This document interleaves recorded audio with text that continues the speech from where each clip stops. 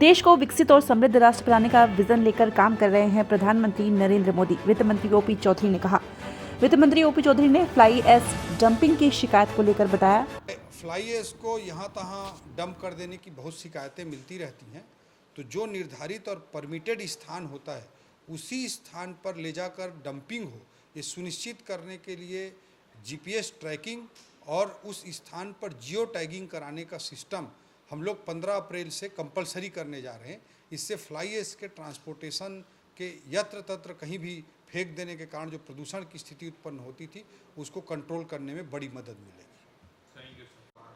ये तो सर्वे, डिटेल सर्वे करके तय किया जाएगा। उसकी वायबिलिटी और ज़रूरतों को देखते हुए अभी से उसको मेरे स्तर पे बोल पाना संभव नहीं है बिना डिटेल डीपीआर बनाए। जी, जब किसी राष्ट्र को विकासशील से विकसित राष्ट्र बनाने की दिशा में हम काम करते हैं तो अर्बन ग्रोथ सेंटर बहुत महत्वपूर्ण होते हैं। इस दृष्टिकोण से जैसे देश की राजधानी दिल्ली के चारों ओर नेशनल कैपिटल रीजन एनसीआर की परिकल्पना करके एक साथ इंटीग्रेटेड प्लानिंग की गई है, जैसे दिल्ली, गुड़गांव, नोएडा, गाजियाबाद, इन सब को जोड़ करके जिस तरह से एनसीआर की प्लानिंग की गई है, उसी तर्ज पर हम रायपुर, नवा रायपुर, कुम्हारी, चरोदा, भिलाई, रिसाली, दुर्ग, राजनांदगांव, इन सभी अंचलों को जोड़ करके एक इंटीग्रेटेड प्लानिंग करने का काम स्टेट कैपिटल रीजन के माध्यम से कर रहे हैं। आने वाले दशकों में लोग याद करेंगे इस ग्रोथ सेंटर के लिए हमारी सरकार को, और इस दिशा में छत्तीसगढ़ के विकसित छत्तीसगढ़ में सबसे बड़े ग्रोथ इंजन की भूमिका ये स्टेट कैपिटल रीजन एससीआर निभाएगा। जीएसटी की व्यवस्था में ईज ऑफ डूइंग बिजनेस, छोटे व्यापारियों को सहजता हो, सरलता हो, उसके लिए हमने सैकड़ों स्टेप लगातार उठाया है। जीएसटी कार्यालय में ease of doing business cell का भी गठन किया गया है। जो 25,000 से कम देनदारी के 40,000 व्यापारियों के 62,000 से अधिक केस थे, ऐसे केसेस को एक साथ इस बजट में समाप्त कर दिया गया है।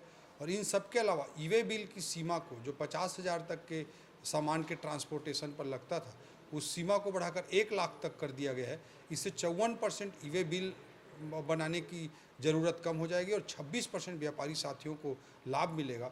तो हमारे मुख्यमंत्री जी के नेतृत्व में हमारी सरकार की कोशिश है कि ईज ऑफ डूइंग बिजनेस के लिए सब जगह काम किए जाएं, व्यवस्था सुधरे और उसके माध्यम से टैक्स कलेक्शन बढ़े, टैक्स टेरर जैसी स्थिति कहीं उत्पन्न ना हो। मोदी जी विकासशील देश भारत को 2047 तक आज़ादी के जब हम 100 साल पूरे करेंगे तो विकसित राष्ट्र बनाने के लिए एक विज़न लेकर काम कर रहे हैं।